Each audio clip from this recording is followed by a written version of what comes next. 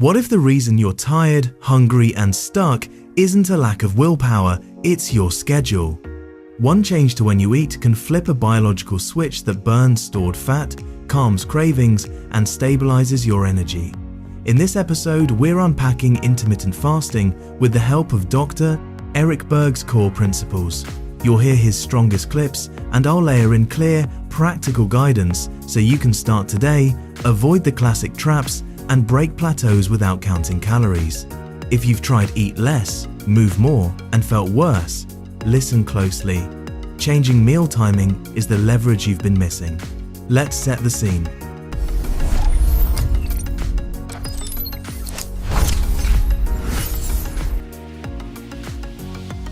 In a typical day, you might have coffee with cream at 7 a.m., a quick breakfast at 8, a mid-morning bar, lunch at noon, a handful of nuts at 3, dinner at 7, and a late bite while scrolling.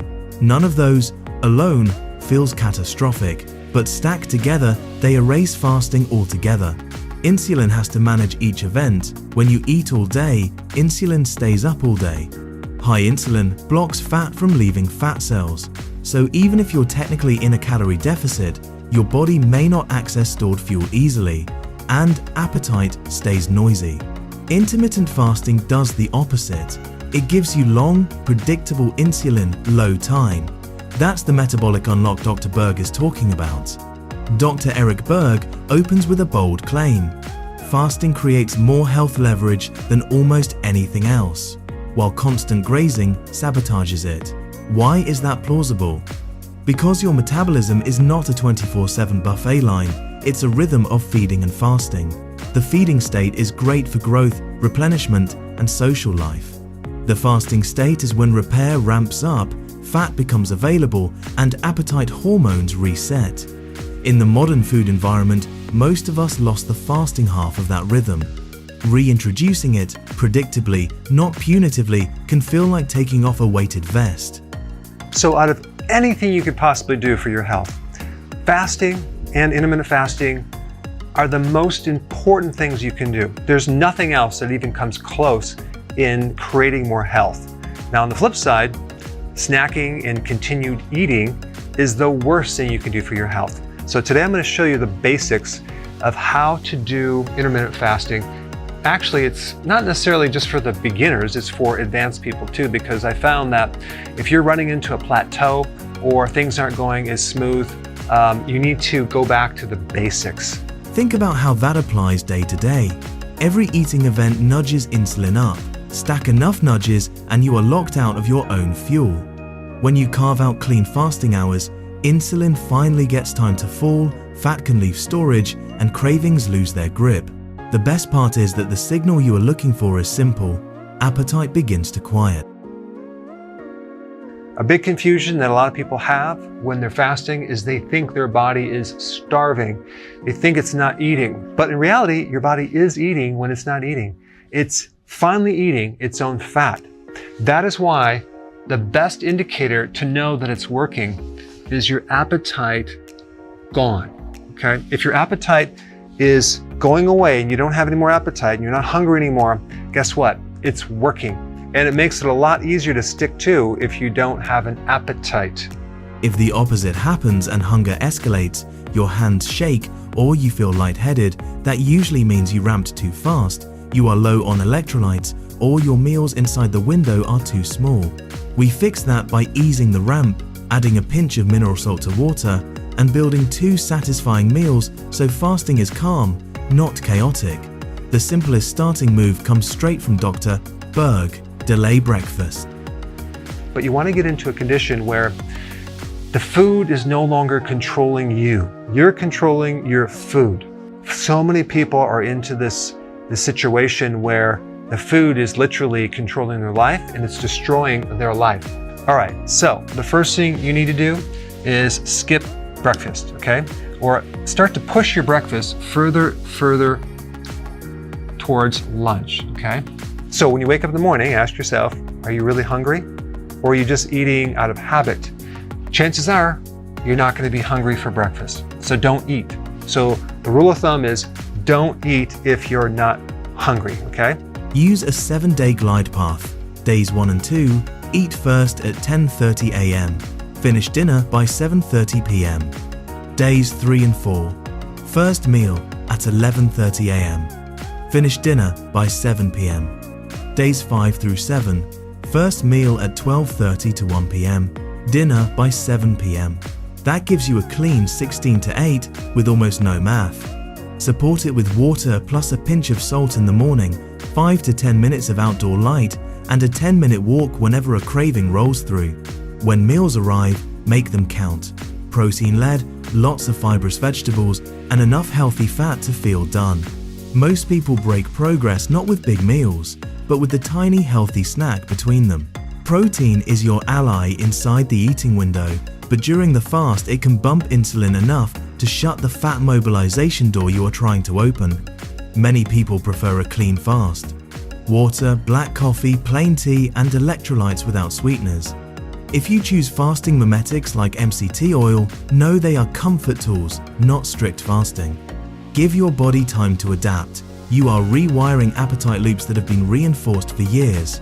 This is why Dr. Berg pushes back on the slogan that moderation will fix a metabolic problem created by constant eating. All right, so now let me just cover a couple mistakes that people make. A small snack. Let's say you're doing keto and you're on a roll. I'm just gonna fast all day long. So instead of doing the fasting and waiting to your big meal, I'm just gonna do maybe a little snack just to kind of push me through, thinking that doing a little snack or lower calories is gonna get me by and I'll be fine with that. But realize that these snacks, especially the protein ones, like if you did like a scoop of peanut butter, for example, what's gonna happen is you're gonna spike insulin. It's a protein. Protein triggers insulin. Not as much as carbs, but it will. And then guess what? About an hour and a half, you're gonna be hungry. That is the trap.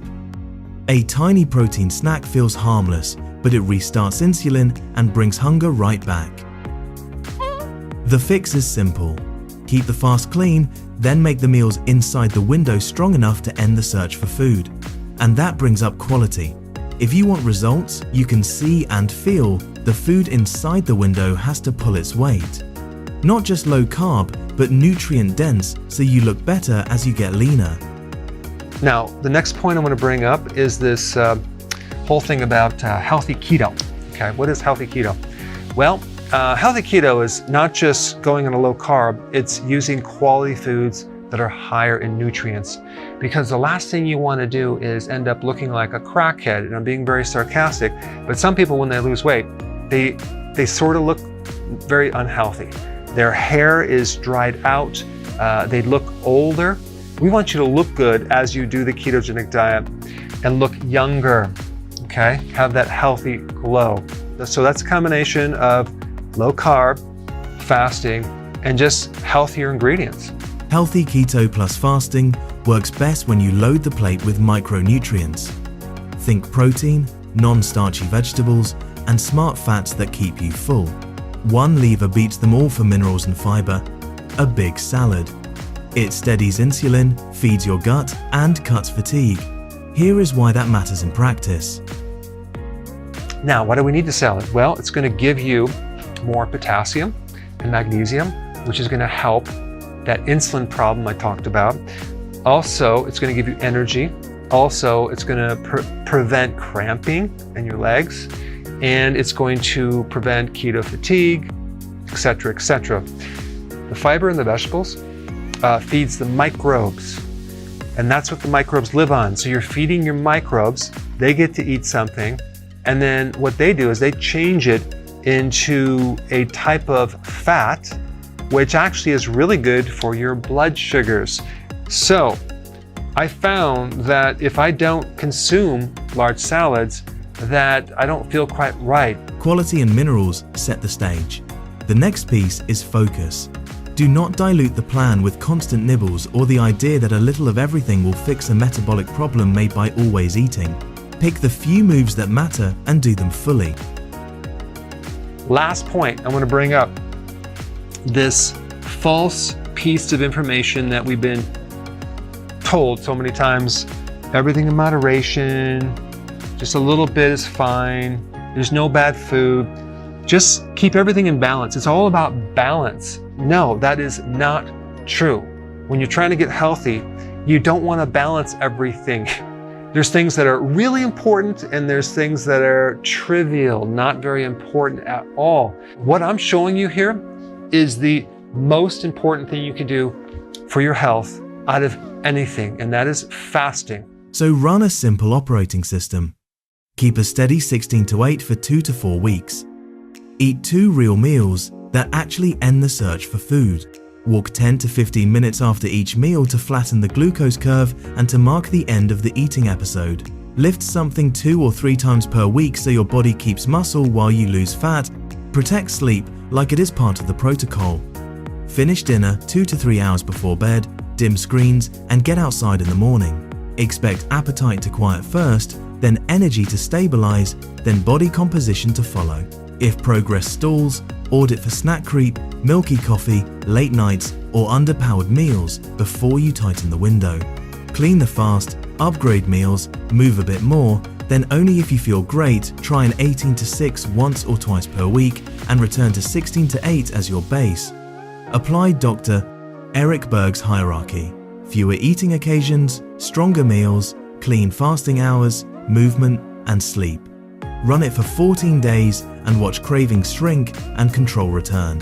Now dial in advanced levers. Start meals with fibrous vegetables or a vinegar-dressed salad, then protein, then starch last if you include it. This sequence softens the glucose rise and boosts satiety. A tablespoon of vinegar in water before a higher carb meal can help some people flatten the spike. Treat a 10 to 15 minute walk as the final course of every meal. It lowers post-meal glucose and digestion feels smoother. Delay your first caffeine 60 to 90 minutes after waking to avoid the late morning crash that invites snacking. If you train early and feel fine, a small coffee is okay. Just avoid stacking caffeine all day. Place strength training inside your eating window if fasted, lifting feels weak. 2 short sessions per week are enough. Choose push, pull, hinge, squat, and a carry or plank. 30 to 40 minutes total. Zone 2 cardio fits anywhere. Many prefer it in the morning because it calms appetite and steadies mood. Use simple meal templates so decision fatigue does not derail you. Mediterranean lean. A big salad with olive oil and vinegar, grilled fish or chicken, roasted vegetables at meal 1. Then salmon or tofu with mixed vegetables and olives or avocado at meal 2. High satiety bowl, Greek yogurt or cottage cheese with berries and flax at meal 1, or eggs and greens if dairy-free. Then a burrito bowl at meal 2 with meat or beans, fajita vegetables, salsa, and guacamole. Keep starch modest if you want tighter glucose control. Plant forward, tofu scramble with spinach and mushrooms at meal 1, then a lentil stew and a large green salad with olive oil and a side of fermented vegetables at meal 2. Keep the fasting window clean. In water, black coffee, plain tea, and electrolytes without sugar or calories. Conditional, a squeeze of lemon or cinnamon if it does not trigger hunger, and MCT oil only as an appetite comfort tool, not as strict fasting. Out. Milky coffee, creamers and sweeteners that provoke cravings, and protein snacks. Break plateaus methodically. First, check consistency. Are weekends the same as weekdays? Did licks and bites sneak in? Is sleep slipping? Next, upgrade meal quality. Undereating in the window causes late night raids. Build meals that actually end hunger using protein, fiber, and adequate fat. Add movement where it counts. Commit to post-meal walks and 1 extra set per exercise. Tighten the window temporarily only after those steps. Try an 18 to 6 2 or 3 times this week if you feel good, or a single meal day on a low-stress day, then return to 16 to 8.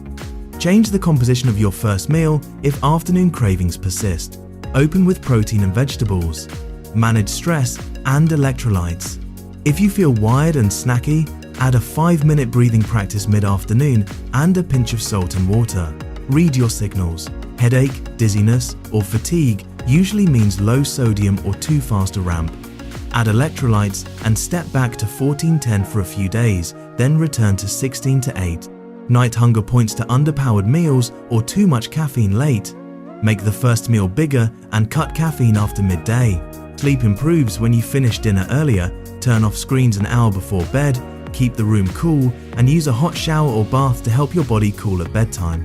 For women, ease in 12 to 14, 10 to 16 to 8. Hold 16 to 8 most days and allow a slightly wider window during phases when energy or mood dips. Anchor meals with protein and iron-rich foods. Avoid aggressive fasting during high training, illness, or intense stress.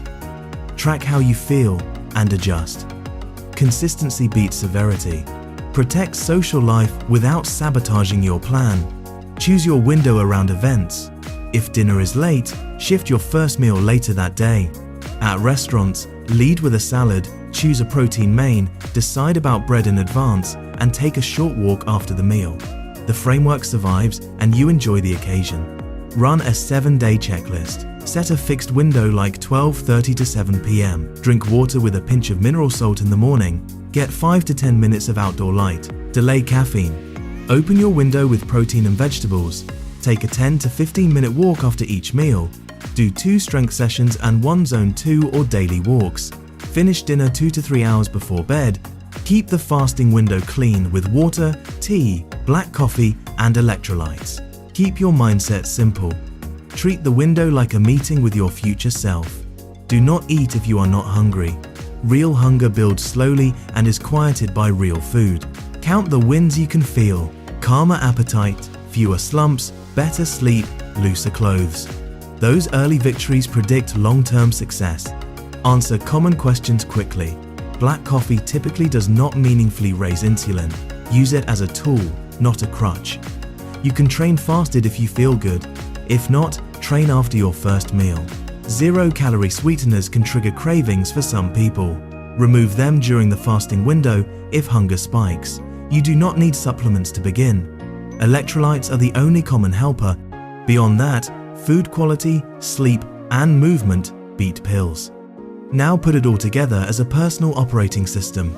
Core Loop, a consistent 16 to 8, 2 satisfying protein-forward meals, post-meal walks, 2 strength sessions, and solid sleep. Weekly Refinement, review your past 7 days, remove one place where a little food slipped into the fast, add 5 minutes of walking where you usually skip it, and prepare a default meal so you are never guessing when hungry. Optional Advanced days, 1 or 2, 18, 6 second when you are steady, then back to 16 to 8 as your base. This is Dr. Eric Berg's hierarchy in action. Stop constant eating. Delay or skip breakfast to open a clean fasting window. Avoid protein snacks during the fast. Reject the idea that moderation fixes problems created by always eating. Choose the few moves that matter most and do them fully for a season.